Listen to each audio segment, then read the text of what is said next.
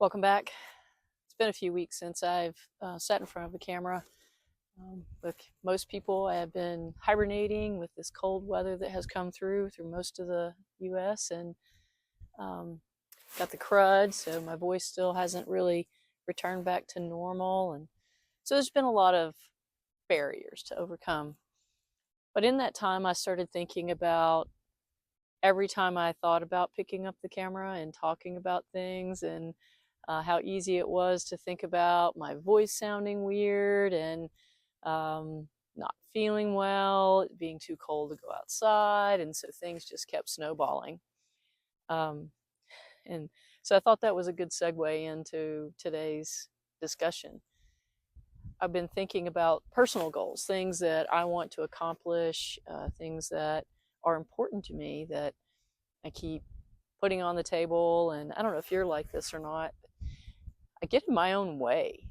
And so today's topic, what I really wanted to address is how we sabotage our own success, how we set ourselves up for failure by using these very negative strategies to get in the way of our own goals, whether that's a personal goal, a professional goal, a therapy goal, um, uh, I don't know, pretty much anything that you want to improve upon yourself, anything that you want to do.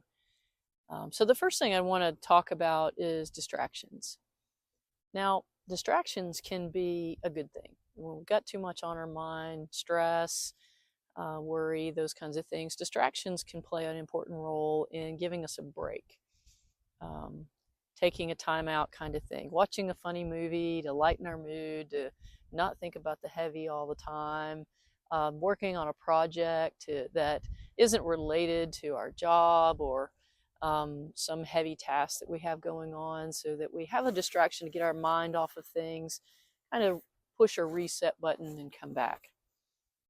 But the distractions that I'm talking about today are things that take your eye off the prize, like focusing on the needs, desires, or dramas, or any of those things that are going on about other people. Talking about other people, getting in their business, as they say. Um, so using what's going on with other people, good, bad, or ugly, as a reason, as an excuse, as a distraction to not focus on the things that we need to be doing, to not be focusing on our own work, to not, kind of what we hear people say all the time now is stay in your own lane, keep your eyes on your own paper. And I think that is so true when it comes to goals. We have to keep our focus.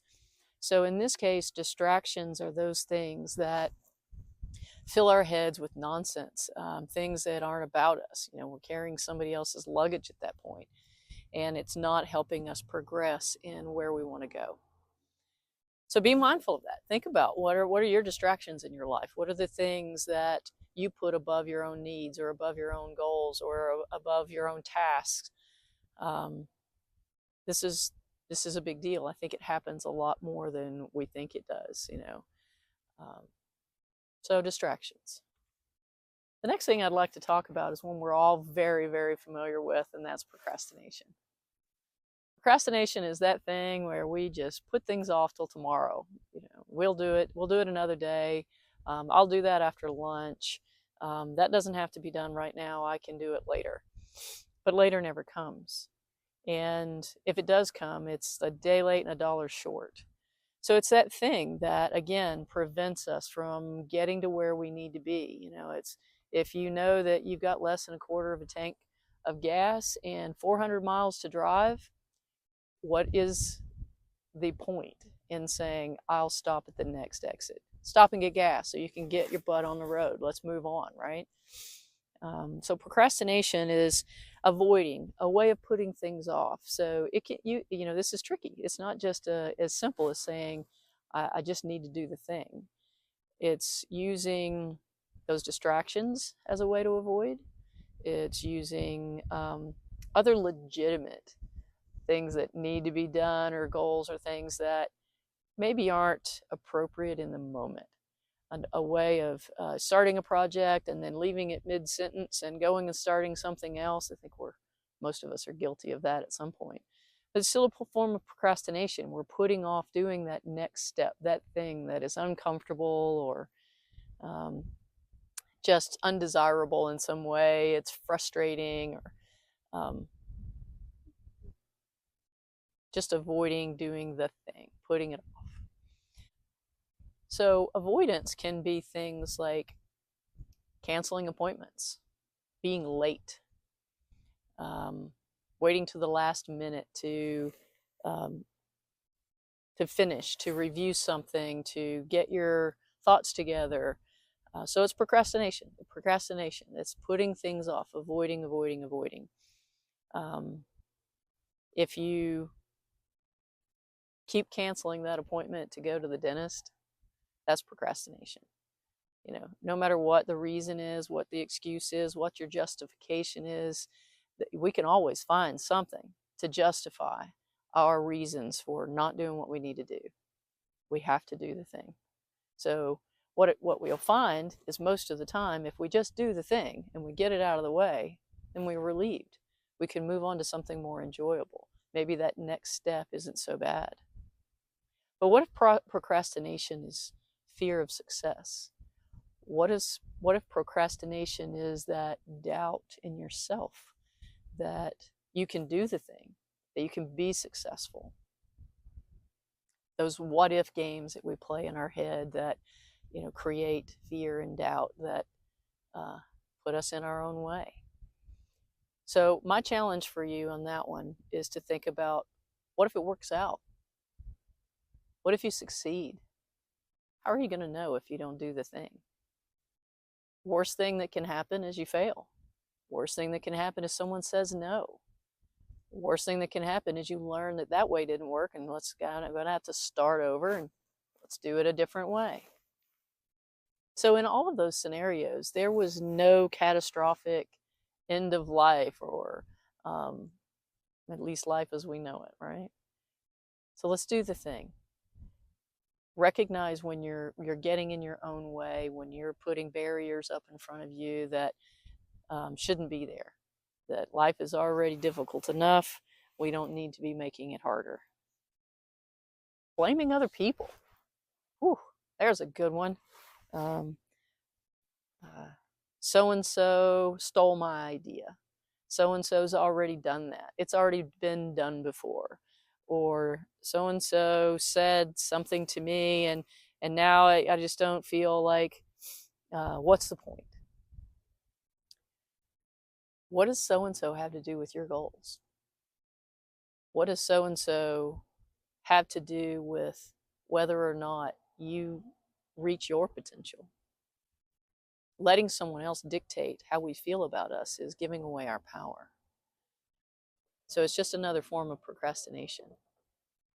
Don't let someone else dictate the story of your life. Everyone's entitled to their own opinion. Everyone else is entitled to their own fear. Don't make it yours. What is wrong with trying? So be careful of blaming other people, finding your thoughts and feelings going toward what somebody else said or did or didn't do. Let's just do the thing. Let's stop putting it off.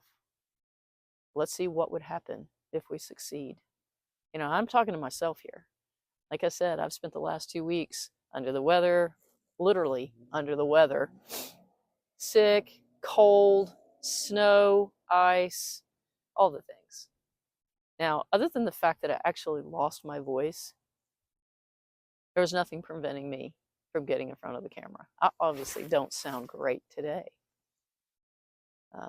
There was nothing preventing me from getting my thoughts together, from doing my outlines, from what are my next ideas, what are my thoughts and feelings about what's going on in the world and life, and how do I want to address that? There's nothing in my way but me. So be aware of procrastination. We all do it. We're all guilty, and we can all do better. This one kind of hurts a little. All talk and no action. We've all been there. We have this grand idea. We have a business proposition, maybe even a business plan. We have it all drawn out. We have that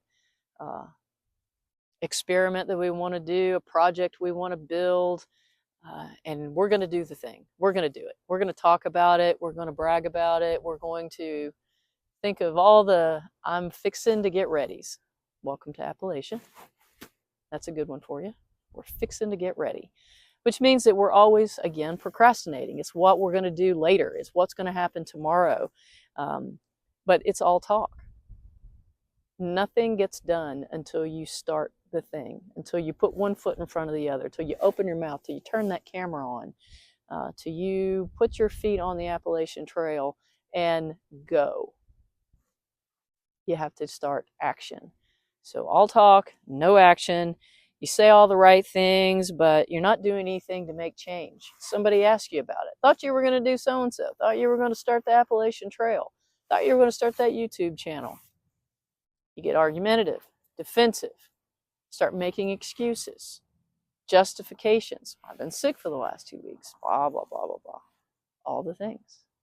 But we're still, I'm gonna someday. All talk, no action. Get out there and do the thing. Get out of your own way. If you're going to talk about it, might as well do it, right? This one's difficult.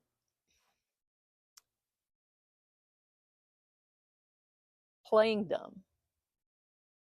Now, that sounds harsh, but I hear it a lot in areas where there's something personal that has to change. Whether it's, someone in recovery needing to make a change in their life, following rules. Well, I didn't know any better. Nobody told me. How was I supposed to know? Well, I just don't even know where to start.